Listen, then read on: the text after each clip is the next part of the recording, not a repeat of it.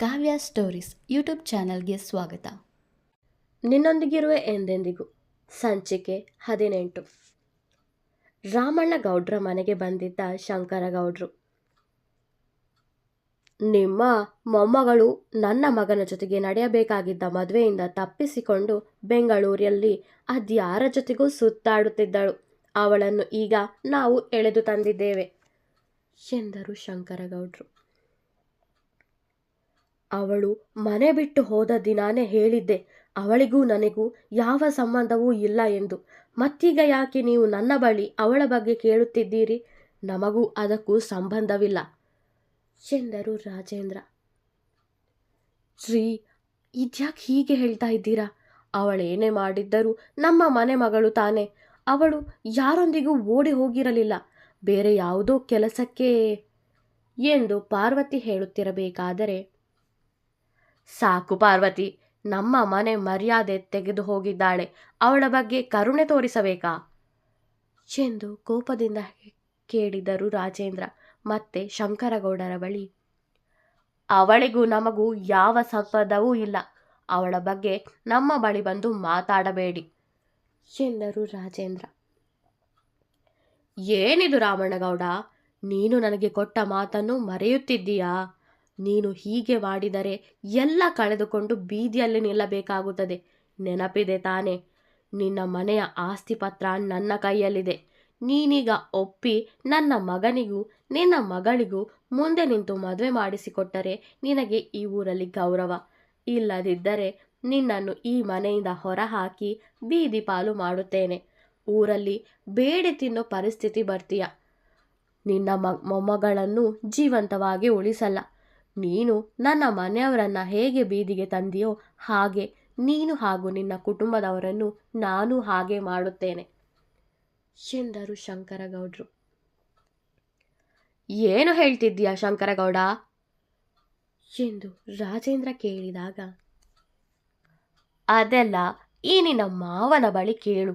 ನಾಳೆನೆ ನನ್ನ ಮಗನಿಗೂ ನಿನ್ನ ಮಗಳಿಗೂ ಮದುವೆ. ಅದನ್ನು ತಪ್ಪಿಸಲು ಯಾರಿಂದಲೂ ಸಾಧ್ಯವಿಲ್ಲ. ನೀವಾಗಿಯೇ ನಿಮ್ಮ ಮಗಳನ್ನು ನಮಗೆ ದಾರಿ ಎರೆದುಕೊಟ್ಟರೆ ಸರಿ. ಇಲ್ಲದಿದ್ದರೆ ಬಲವಂತವಾಗಿ ನಾವೇ ಅವಳಿಗೆ ಮದುವೆ ಮಾಡಿಸಬೇಕಾಗುತ್ತದೆ. ಊರಲ್ಲಿ ನಿಮ್ಮ ಮಾನ ಹರಾಜು ಆಗುತ್ತದೆ. ನೀವು ಪೊಲೀಸು ಗೀಲಿಸು ಅಂತ ಹೋದರೆ ನಿಮ್ಮ ಮಗಳು ನಿಮಗೆ ಜೀವಂತವಾಗಿ ಸಿಗಲ್ಲ. ನೀವು ಸುಮ್ಮನಿದ್ದಷ್ಟು ನಿಮಗೆ ಒಳ್ಳೆಯದು ಎಂದು ಹೇಳಿ ಅಲ್ಲಿಂದ ಹೋದರು ಶಂಕರಗೌಡ್ರು. ಏದುಸಿರು ಬಿಡುತ್ತಾ ಓಡಿ ಬಂದಿದ್ದ ರಾಮಣ್ಣಗೌಡರ ಆಳು, ಯಜಮಾನ್ರೆ, ನಾವು ಏನಾಗಬಾರ್ದು ಅಂತ ಅಂದುಕೊಂಡಿದ್ವೋ ಹಾಗೆ ಆಯಿತು. ನಮ್ಮ ಭುವನ ಅಮ್ಮೋರನ್ನ ಆ ಅಖಿಲೇಶ್ ಬೆಂಗಳೂರಿಂದ ಎಳೆದುಕೊಂಡು ಬಂದುಬಿಟ್ಟ. ನಿಮಗೆ ಹೇಳೋಕೆ ತುಂಬ ಫೋನ್ ಮಾಡಿದೆ, ಆದರೆ ಸಿಗಲೇ ಇಲ್ಲ. ಅದಕ್ಕೆ ನಾನೇ ಬಂದುಬಿಟ್ಟೆ ಎಂದು ಒಂದೇ ಉಸಿರಿಗೆ ಹೇಳಿದ್ದನು ಸೋಮಣ್ಣ. ಗೊತ್ತಾಯ್ತು ಸೋಮ, ಈಗಷ್ಟೇ ಆ ಶಂಕರ ಬಂದು ಹೇಳಿ ಹೋದ ಎಂದರು ರಾಮಣ್ಣಗೌಡರು. ಏನಿದು ಮಾವ, ಭುವನ ಬೆಂಗಳೂರಲ್ಲಿ ಇರೋ ವಿಷಯ ನಿಮಗೆ ಗೊತ್ತಿತ್ತಾ ಎಂದು ಆಶ್ಚರ್ಯದಿಂದ ಕೇಳಿದ್ದರು ರಾಜೇಂದ್ರ. ಅವರ ಜೊತೆಗೆ ಪಾರ್ವತಿಗೂ ಆಶ್ಚರ್ಯವಾಗಿತ್ತು. ಹೌದು, ನನಗೆ ಭುವನ ಬೆಂಗಳೂರಿನಲ್ಲಿದ್ದಾಳೆ ಅಂತ ಗೊತ್ತಿತ್ತು. ಅಷ್ಟೇ ಅಲ್ಲ, ಆವತ್ತು ಮದುವೆ ಹಿಂದಿನ ದಿನ ಅವಳು ಮನೆ ಬಿಟ್ಟು ಹೋಗೋದನ್ನು ನಾನು ನೋಡಿದ್ದೆ. ಅವಳು ಆ ಅಖಿಲೇಶ್ನ ಮದುವೆ ಆಗೋದು ನನಗೂ ಇಷ್ಟ ಇರಲಿಲ್ಲ. ಆ ಅಖಿಲೇಶ್ನ ಸ್ವಭಾವ ನನಗೆ ಚೂರು ಇಷ್ಟವಿಲ್ಲ ಎನ್ನುತ್ತಾ ರಾಮಣ್ಣ ಯಾತಕ್ಕಾಗಿ ಅಖಿಲೇಶ್ ಜೊತೆಗೆ ಭುವನ ಮದುವೆ ಮಾಡಿಸೋಕೆ ಹೊರಟಿದ್ದರು ಎಂದು ಹೇಳತೊಡಗಿದ್ದರು. ಆ ಶಂಕರಗೌಡ ಮತ್ತವನ ಮಗ ಮೋಸ ಮಾಡಿ ನಮ್ಮ ಮನೆ ಕೆಲಸದ ಆಳು ಸಿದ್ದಪ್ಪನನ್ನು ಕಳುಹಿಸಿದ್ದ. ನಮಗೆ ಗೊತ್ತಿಲ್ಲದೆ ಅವನು ನಮ್ಮ ಮನೆಯ ಆಸ್ತಿ ಪತ್ರವನ್ನು ತೆಗೆದುಕೊಂಡು ಆ ಶಂಕರಗೌಡ ಮತ್ತವನ ಮಗನ ಬಳಿ ಕೊಟ್ಟಿದ್ದ. ನಾನು ಆ ಸಿದ್ದಪ್ಪನನ್ನು ತುಂಬ ನಂಬಿದ್ದೆ. ಅವನನ್ನು ಮಗನಂತೆ ನೋಡಿದ್ದೆ. ಆದರೆ ಅವನು ಮೋಸ ಮಾಡಿಬಿಟ್ಟ. ಸ್ವಲ್ಪ ದಿನದ ನಂತರ ಆ ಶಂಕರಗೌಡ ನನ್ನ ಬಳಿ ಬಂದು ಎಲ್ಲವನ್ನೂ ಹೇಳಿ ಭುವನಾಗೂ ಅಖಿಲೇಶ್ಗೂ ಮದುವೆ ಮಾಡಿಸಬೇಕು, ಇಲ್ಲದಿದ್ದರೆ ನಿಮ್ಮನ್ನೆಲ್ಲ ಬೀದಿ ಪಾಲು ಮಾಡುವುದಾಗಿ ಹೇಳಿದನು. ಆಸ್ತಿ ಪತ್ರ ಅವನ ಬಳಿ ಇದೆ, ಜೊತೆಗೆ ಭುವನಾನ ಮದುವೆ ಮಾಡಿಸಿಕೊಡಲ್ಲ ನಮ್ಮ ಮೇಲೆ ಪೊಲೀಸ್ ಕಂಪ್ಲೇಂಟ್ ಕೊಟ್ಟರೆ ನಿಮ್ಮನ್ನೆಲ್ಲರನ್ನು ಸಾಯಿಸುತ್ತೇನೆ ಎಂದು ಬೆದರಿಕೆಯೊಡ್ಡಿದ್ದ ಆ ಶಂಕರಗೌಡ. ಊರಲ್ಲಿ ನಮ್ಮ ಮರ್ಯಾದೆ ಹೋದರೆ ಕಷ್ಟ. ಅದಕ್ಕೆ ನಾನು ಏನು ಮಾಡುವುದೆಂದು ತಿಳಿಯದೆ ಮದುವೆಗೆ ಒಪ್ಪಿದೆ. ಮುಂದೆ ಹೇಗಾದರೂ ಭುವನಾನ ಕಾಪಾಡಬಹುದು ಎಂದುಕೊಂಡೆ. ಆದರೆ ಮದುವೆ ಬರುವವರೆಗೂ ಸಾಧ್ಯವಾಗಲೇ ಇಲ್ಲ. ಭುವನಾನ ಕಾಪಾಡೋಕೆ ಶಕ್ತಿ ನನ್ನ ಬಳಿ ಇರಲಿಲ್ಲ. ನಿಮ್ಮತ್ರ ಹೇಳೋಣವೆಂದರೆ ನೀವು ಚಿಂತೆಗೀಡಾಗುತ್ತೀರಿ. ಅದಕ್ಕೆ ನಿಮ್ಮ ಬಳಿ ಹೇಳೋಕೆ ಹೋಗಲಿಲ್ಲ. ಭುವನ ಮನೆ ಬಿಟ್ಟು ಹೋದ ನಂತರ ಈ ಸೋಮಣ್ಣನನ್ನು ಅವಳ ಹಿಂದೆ ಕಳುಹಿಸಿದೆ. ಅವನು ಅವಳ ಹಿಂದೆ ಇದ್ದು ಅವಳ ಬಗ್ಗೆ ನನಗೆ ತಿಳಿಸುತ್ತಿದ್ದ. ಭುವನ ಬೆಂಗಳೂರಿಗೆ ಹೋಗಿ ಒಳ್ಳೆಯ ಜಾಗಕ್ಕೆ ಸೇರಿದ್ದಳು. ನನ್ನ ಮಗ ಕೃಷ್ಣಮೂರ್ತಿ ಮನೆಯಲ್ಲಿದ್ದಳು. ಅದನ್ನು ಕೇಳಿ ಮನಸ್ಸು ಸ್ವಲ್ಪ ನಿರಾಳವಾಗಿತ್ತು. ಭುವನ ಅಲ್ಲೇ ಸ್ವಲ್ಪ ದಿನ ಸುರಕ್ಷಿತವಾಗಿ ಇರಲಿ ಅಂದುಕೊಂಡಿದ್ದೆ. ಆದರೆ ಈಗ ಎಂದು ಬೇಸರದಿಂದ ಹೇಳಿದರು ರಾಮಣ್ಣಗೌಡ. ಭುವನ ಯಾತಕ್ಕಾಗಿ ಬೆಂಗಳೂರಿಗೆ ಹೋಗಿದ್ದಳು ಎಂಬುದನ್ನು ಹೇಳಿದರು ಪಾರ್ವತಿ. ಏನೇ ತಪ್ಪು ಮಾಡಿದ್ದರೂ ಅಂಜಲಿಯ ವಿಷಯ ತಿಳಿದು ಬೇಸರಗೊಂಡರು ರಾಜೇಂದ್ರ ಹಾಗೂ ರಾಮಣ್ಣಗೌಡ. ಭುವನ ಸಮಸ್ಯೆ ಸರಿ ಹೋದರೆ ಅಂಜಲಿಯ ಮನೆಗೆ ಹೋಗಿ ಅವಳ ಗಂಡನಿಗೆ ಬುದ್ಧಿ ಮಾತು ಹೇಳೋಣ. ನಾವು ಅವಳ ಜೊತೆಗೆ ಇದ್ದಿದ್ದರೆ ಅವಳಿಗೆ ಈ ಪರಿಸ್ಥಿತಿ ಬರುತ್ತಿರಲಿಲ್ಲ. ಎಲ್ಲೋ ಒಬ್ಬಳೇ ತುಂಬ ನೋವನ್ನು ಅನುಭವಿಸುವ ಸ್ಥಿತಿ ಬರುತ್ತಿರಲಿಲ್ಲ. ಅವಳು ತಪ್ಪೇ ಮಾಡಿದ್ದರೂ ನಮ್ಮವಳೇ ಅಲ್ವಾ? ಅವಳು ಚಿಕ್ಕವಳು. ನಾವು ದೊಡ್ಡವರಾಗಿ ಅವಳನ್ನು ಕ್ಷಮಿಸಿ ಅವಳ ಮುಂದಿನ ಜೀವನ ಸರಿ ಹೋಗುವಂತೆ ಮಾಡಬೇಕು. ನಾನು ಕೃಷ್ಣನನ್ನು ಕೂಡ ಇಲ್ಲಿಗೆ ಕರೆದು ತರುತ್ತೇನೆ. ಅವನನ್ನು ಕಾಣದೆ ತುಂಬ ವರುಷವಾಯಿತು. ನನ್ನ ಮೊಮ್ಮಗಳನ್ನು ಅವನು ತುಂಬ ಚೆನ್ನಾಗಿ ನೋಡಿಕೊಂಡಿದ್ದಾನೆ. ಒಮ್ಮೆ ಭುವನ ಸಮಸ್ಯೆ ಪರಿಹಾರವಾದರೆ ಸಾಕು ಎಂದರು ರಾಮಣ್ಣಗೌಡರು. ದುರ್ಗಮ್ಮ ಇದ್ದಾರಲ್ಲ, ಎಲ್ಲರನ್ನೂ ಕಾಪಾಡುತ್ತಾಳೆ ಅಪ್ಪ. ನಮ್ಮ ಸಮಸ್ಯೆಗೂ ಪರಿಹಾರ ಸಿಕ್ಕೇ ಸಿಗುತ್ತದೆ. ನಾಳೆನೇ ಮದುವೆ ಅಂತ ಹೇಳಿ ಹೋದ ಆ ಶಂಕರಗೌಡ ನಾಳೆ ಏನಾದರೂ ಪವಾಡ ನಡೆಯಬಹುದು ಎಂದರು ಪಾರ್ವತಿ. ಹಾಗಾದರೆ ತುಂಬ ಒಳ್ಳೆಯದು. ನಮ್ಮ ಮೊಮ್ಮಗಳ ಬಾಳು ಹಾಳಾಗುವುದರಿಂದ ಉಳಿಯುತ್ತದೆ. ಒಂದು ವೇಳೆ ಪವಾಡ ನಡೆಯದಿದ್ದರೆ? ನಾನು ನನ್ನ ಮಾನ ಮರ್ಯಾದೆಗಾಗಿ ನಮ್ಮ ಭುವನಾಳ ಬಾಳು ಹಾಳು ಮಾಡೋಕೆ ಇಚ್ಛಿಸುವುದಿಲ್ಲ. ನನಗೆ ಆಸ್ತಿಗಿಂತ ನನ್ನ ಮೊಮ್ಮಗಳೇ ಮುಖ್ಯ.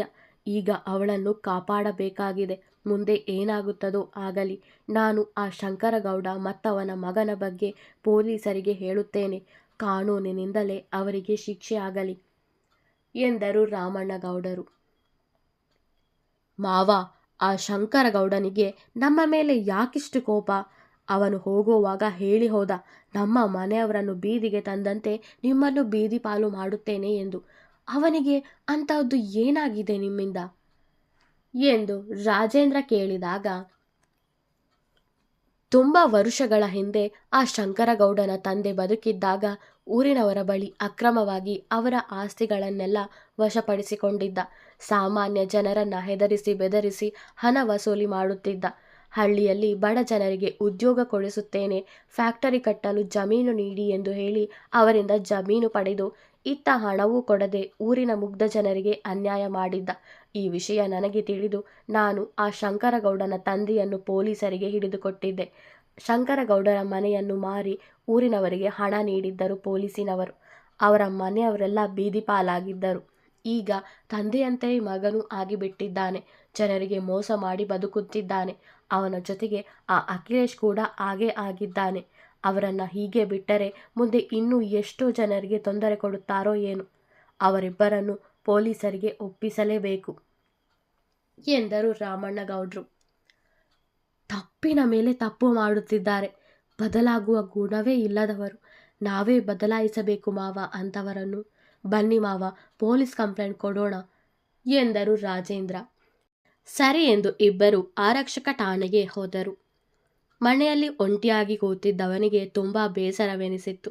ತನಗೆಂದು ಇದ್ದವರು ತಾಯಿ ಮತ್ತು ತಮ್ಮ. ಈಗ ಅವರೇ ಬಿಟ್ಟು ಹೋಗಿದ್ದು ಉತ್ತಮ್ಗೆ ಸಹಿಸಲಾಗಲಿಲ್ಲ.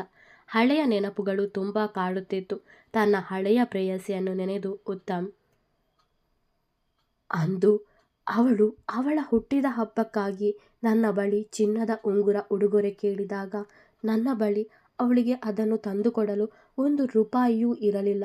ನನ್ನ ಆ ಬದುಕನ್ನೇ ಅವಮಾನಿಸಿದ್ದಳು. ಪ್ರೀತಿಸಿದವಳು ಕೇಳಿದ್ದನ್ನು ಕೊಡಿಸೋ ಯೋಗ್ಯತೆ ಇಲ್ಲ. ನಿನಗ್ಯಾಕೋ ಲವ್ ಎಂದು ಹೇಳಿ ನನ್ನ ಬಿಟ್ಟು ಹೋಗಿದ್ದಳು. ಅಲ್ಲಿಂದ ನನಗೆ ಯಾರ ಮೇಲೂ ಪ್ರೀತಿ ಕನಿಕರ ಹುಟ್ಟಲೇ ಇಲ್ಲ. ದುಡ್ಡಿನ ಹಿಂದೆ ಓಡಿದೆ, ಅಧಿಕಾರದ ಹಿಂದೆ ಓಡಿದೆ, ನನ್ನದೇ ಕಂಪನಿಯನ್ನು ಕಟ್ಟಿಕೊಂಡೆ, ಉನ್ನತ ಸ್ಥಾನಕ್ಕೆ ಏರಿದೆ. ನನ್ನ ಕಂಡು ನಗುತ್ತಿದ್ದ ಜನ ನನ್ನ ನೋಡಿ ಭಯಪಡುವಂತೆ ಮಾಡಿದ್ದೆ. ಆದರೆ ನಾನು ರಾಜನಂತೆ ಮೆರೆಯುತ್ತಿದ್ದಾಗ ಅದಕ್ಕೆ ಅಡ್ಡ ಬಂದಿದ್ದು ಜಗತ್.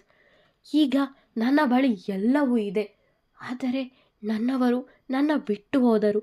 ನನ್ನ ತಾಯಿಯಂದ ಮಾತು ನನಗೆ ಸಹಿಸಲಾಗುತ್ತಿಲ್ಲ. ರಕ್ತ ಹಂಚಿ ಹುಟ್ಟಿದವ ನನಗೆಲ್ಲ ಏನೆಲ್ಲ ಹೇಳಿ ಹೋದ. ನಾನು ಬದಲಾಗಬೇಕಾ? ನಾನು ಬದಲಾದರೆ ಮತ್ತೆ ನನ್ನ ತಮ್ಮ ಅಮ್ಮ ನನ್ನ ಬಳಿಗೆ ಬರುತ್ತಾರಾ? ನಾನು ಮತ್ತೆ ಅವರೊಂದಿಗೆ ಚೆನ್ನಾಗಿ ಇರಬಹುದಾ? ಜಗತ್ ತುಂಬ ಒಳ್ಳೆಯವನು. ನನ್ನ ನಂತರ ಕಂಪನಿ ಶುರು ಮಾಡಿದವನು. ಪರಿಶ್ರಮದಿಂದಲೇ ಮೇಲೆ ಬಂದವನು. ಯಾರಿಗೂ ಕೇಡು ಬಯಸದವನು. ಅವನ ಬೆಳವಣಿಗೆ ನೋಡಿ ನಾನೇಕೆ ಅವನ ಮೇಲೆ ಕೋಪ ಬೆಳೆಸಿಕೊಂಡೆ? ಚೆನ್ನಾಗಿರಬಹುದಿತ್ತು ಅವನ ಜೊತೆಗೆ ನನಗೆ. ಅವನ ಬಳಿ ಸ್ನೇಹದಿಂದ ಹೋಗಿದ್ದರೆ ಖಂಡಿತ ಅವನು ನನ್ನ ಸ್ನೇಹಿತನ ಹಾಗೆ ಕಾಣುತ್ತಿದ್ದ. ದೀಪ್ತಿಯ ಹಣದ ಅವಶ್ಯಕತೆ ಬಳಸಿ ಜಗತ್ನನ್ನು ನನ್ನ ದಾರಿಯಿಂದ ತೆಗೆಯಬೇಕೆಂದು ಬಯಸಿದೆ. ಜಗತ್ನ ಒಳ್ಳೆಯ ಗುಣ ನೋಡಿ ಅವನಿಗೆ ಮೋಸ ಮಾಡಲ್ಲ ಎಂದು ದೀಪ್ತಿ ಹೇಳಿದಾಗ ಅವಳಿಗೆ ಬೈದು ಆ ಕೆಲಸ ಮಾಡುವಂತೆ ಹೇಳಿದ್ದೆ. ಆದರೆ ಅವಳು ನನಗೆ, ನೀನು ಕೊಡುವ ದುಡ್ಡಿಗಿಂತ ಜಗತ್ ನನಗೆ ಕೊಡೋ ಗೌರವನೇ ದೊಡ್ಡದು ಎಂದು ಹೇಳಿ ಹೋದಳು. ಆ ಕೋಪಕ್ಕೆ ಚರಣ್ಣನ್ನು ಸಾಯಿಸಿದೆ. ಈಗ ಅಂಜಲಿಯ ಮೇಲೆ ಅಪವಾದ ಹೊರಿಸಿದೆ. ಅವಳಿಗೆ ಅಪವಾದ ಹೊರಿಸಿದ ತಕ್ಷಣ ಜೀವನ್ ಬದಲಾಗಿ ಬಿಟ್ಟ. ಇಷ್ಟು ದಿನ ಇಲ್ಲದ ಪ್ರೀತಿ ಈಗ ಹುಟ್ಟಿ ಬಂದಿತ್ತು ಅವನಲ್ಲಿ. ನನ್ನ ತಾಯಿಯು ಆ ಜಗತ್ ಹಿಂದೆ ಹೋಗಿಬಿಟ್ಟರು. ನನಗೆ ಇನ್ನಾರೂ ಇಲ್ಲ. ಈ ಭೂಮಿ ಮೇಲೆ ನನಗೆ ನನ್ನವರೆಂದು ಯಾರೂ ಇಲ್ಲ ಎನ್ನುತ್ತಾ ಜಗತ್ ಕೊಟ್ಟ ಚೆಕ್ಕನ್ನು ಹರಿದು ಬಿಸಾಕಿದ್ದ ಉತ್ತಮ್. ಜಗತ್ ಹುಡುಗಿನ ಯಾರಿಗೋ ಹಿಡಿದುಕೊಟ್ಟೆ. ಅವನನ್ನು ನೋಡುತ್ತಿದ್ದರೆ ತಿಳಿಯುತ್ತಿತ್ತು ಅವನು ಒಳ್ಳೆಯವನಲ್ಲ ಎಂದು. ಎಲ್ಲಿಗೆ ಕರೆದುಕೊಂಡು ಹೋಗಿ ಏನು ಮಾಡಿದ್ದಾನೋ ಏನು. ನನ್ನಿಂದ ನೋವು ಅನುಭವಿಸುತ್ತಿದ್ದವರೆಲ್ಲರನ್ನೂ ನಾನು ಕಾಪಾಡಬೇಕು. ನನ್ನಿಂದ ಆದ ತಪ್ಪನ್ನು ಸರಿಪಡಿಸಿಕೊಳ್ಳಬೇಕು ಎನ್ನುತ್ತಾ ತನ್ನ ಕಾರ್ನಲ್ಲಿ ಹೊರಟಿದ್ದ ಉತ್ತಮ್. ದೀಪ್ತಿ, ದೀಪ್ತಿ, ಯಾರೋ ಬಾಗಿಲು ಬಡಿಯುತ್ತಿದ್ದಾರೆ, ನೋಡೆ ಯಾರು ಅಂತ ಎಂದು ಮಲಗಿದ್ದಲ್ಲಿಂದಲೇ ಹೇಳಿದ್ದರು ಶಾಂತಮ್ಮ. ನೋಡ್ತೀನಿ ಅಮ್ಮ ಎಂದು ಬಾಗಿಲು ತೆಗೆದವಳಿಗೆ ಆಶ್ಚರ್ಯದ ಜೊತೆಗೆ ಭಯವೂ ಆಗಿತ್ತು. ಮುಂದೆ ನಿಂತಿದ್ದು ಅದೇ ಉತ್ತಮ್, ತನ್ನೆನಿಯನ ಸಾವಿಗೆ ಕಾರಣನಾದ ಉತ್ತಮ್. ಅವನನ್ನೇ ಹೆದರಿ ನೋಡುತ್ತಾ ನಿಂತಿದ್ದವಳನ್ನು ಕಂಡ ಉತ್ತಮ್, ಯಾಕೆ ದೀಪ್ತಿ ಇಷ್ಟೊಂದು ಹೆದರಿದ್ದೀಯಾ? ನಾನು ನಿನಗೆ ಏನು ಮಾಡೋಕೆ ಬಂದಿಲ್ಲ. ನಿನ್ನ ಬಳಿ ಕ್ಷಮೆ ಕೇಳೋಕೆ ಬಂದಿದ್ದೇನೆ. ನಾನು ಮಾಡಿರುವ ತಪ್ಪಿಗೆ ನಿನ್ನ ಬಳಿ ಕ್ಷಮೆ ಕೇಳುವ ಹಕ್ಕು ನನಗಿಲ್ಲ ಎಂದು ನನಗೆ ಗೊತ್ತು. ಆದರೂ ಕೇಳುತ್ತಿದ್ದೇನೆ, ನನ್ನ ಕ್ಷಮಿಸುತ್ತೀಯಾ ಎಂದು ಉತ್ತಮ್ ಕೇಳಿಕೊಂಡಾಗ ಅವನನ್ನೇ ನೋಡುತ್ತಾ ನಿಂತು ಬಿಟ್ಟಳು ದೀಪ್ತಿ. ಯಾರು ದೀಪ್ತಿ ಅದು ಎನ್ನುತ್ತಾ ಹೊರಗಡೆ ಬಂದರು ಶಾಂತಮ್ಮ. ಯಾರಪ್ಪ ನೀನು ಎಂದು ಕೇಳಿದರು. ಉತ್ತಮ್ ಎಲ್ಲವನ್ನೂ ಅವರ ಬಳಿ ಹೇಳಿದ. ನಾನು ಮಾಡಿರುವ ತಪ್ಪಿಗೆ ಕ್ಷಮೆ ಕೇಳೋಕೆ ಬಂದಿದ್ದೀನಿ. ನನ್ನ ತಪ್ಪನ್ನು ಸರಿ ಮಾಡೋಕೆ ಬಂದಿದ್ದೀನಿ. ಅವರ ಕಾಲಿಗೆ ಬಿದ್ದು ನನ್ನ ಕ್ಷಮಿಸಿ ಅಮ್ಮ ಎಂದು ಕೇಳಿಕೊಂಡನು ಉತ್ತಮ್. ನೀನು ನಿನ್ನ ತಪ್ಪಿಗೆ ಪಶ್ಚಾತ್ತಾಪ ಪಟ್ಟಿದ್ಯಲ್ಲ, ಬಿಡು, ಅಷ್ಟೇ ಸಾಕು. ಎಲ್ಲ ವಿಷಯ ನನ್ನ ಮಗಳು ನನಗೆ ಹೇಳಿದ್ದಳು. ಆ ಜಗತ್ ತುಂಬ ಒಳ್ಳೆಯವನು. ದೀಪ್ತಿ ಅವನಿಗೆ ಮೋಸ ಮಾಡಿದ್ದರೂ ಅವನು ಅದನ್ಯಾವುದನ್ನು ನೋಡದೆ ನನ್ನ ಆಪರೇಷನ್ಗೆ ಹಣ ಕೊಟ್ಟಿದ್ದ. ಅವನು ನಿಜವಾಗಿಯೂ ಹೃದಯವಂತ. ಕ್ಷಮೆ ಕೇಳುವುದಾದರೆ ಅವನ ಬಳಿಯೇ ಕೇಳು ಎಂದು ಶಾಂತಮ್ಮ ಹೇಳಿದಾಗ ಅವನ ಮುಂದೆ ನಿಂತು ಕ್ಷಮೆ ಕೇಳುವುದಕ್ಕಿಂತ ಅವನ ಕಷ್ಟದಲ್ಲಿ ಸಹಾಯ ಮಾಡೋಣವೆಂದಿದ್ದೇನೆ. ಅದಕ್ಕೂ ಮುಂಚೆ ನಾನು ನಿಮ್ಮೊಂದಿಗೆ ಹಾಗೂ ದೀಪ್ತಿ ಜೊತೆಗೆ ಏನೋ ಮಾತಾಡೋಣವೆಂದು ಬಂದೆ ಎಂದನು ಉತ್ತಮ್. ಏನಪ್ಪ ಅದು ಎಂದು ಶಾಂತಮ್ಮ ಕೇಳಿದಾಗ ದೀಪ್ತಿ, ನೀನು ನನ್ನ ಕ್ಷಮಿಸಲ್ಲ ಎಂದು ನನಗೆ ಗೊತ್ತು. ನೀನು ಪ್ರೀತಿಸುತ್ತಿದ್ದವನನ್ನೇ ಕಿತ್ತುಕೊಂಡು ಬಿಟ್ಟೆ ನಾನು. ನನ್ನ ತಪ್ಪಿಗೆ ಪ್ರಾಯಶ್ಚಿತವಾಗಿ ನಾನು ನಿನಗೆ ಹೊಸ ಬಾಳು ಕೊಡೋಣವೆಂದುಕೊಂಡಿದ್ದೇನೆ. ನಿನ್ನ ಮದುವೆಯಾಗಿ ನಿನ್ನನ್ನು ಚೆನ್ನಾಗಿ ನೋಡಿಕೊಳ್ಳೋಣವೆಂದುಕೊಂಡಿದ್ದೇನೆ. ನನ್ನ ಮದುವೆ ಆಗೋದಕ್ಕೆ ನಿನಗೆ ಒಪ್ಪಿಗೆ ಇದೆಯಾ ಎಂದು ಉತ್ತಮ್ ಕೇಳಿದಾಗ ಮುಂದುವರಿಯುವುದು. ವಿಡಿಯೋ ಇಷ್ಟವಾದರೆ ಲೈಕ್ ಮಾಡಿ, ಕಮೆಂಟ್ ಮಾಡಿ. ನನ್ನ ಚಾನಲ್ಗೆ ಹೊಸಬರಾದರೆ ಸಬ್ಸ್ಕ್ರೈಬ್ ಮಾಡಲು ಮರೆಯಬೇಡಿ. ಧನ್ಯವಾದಗಳು.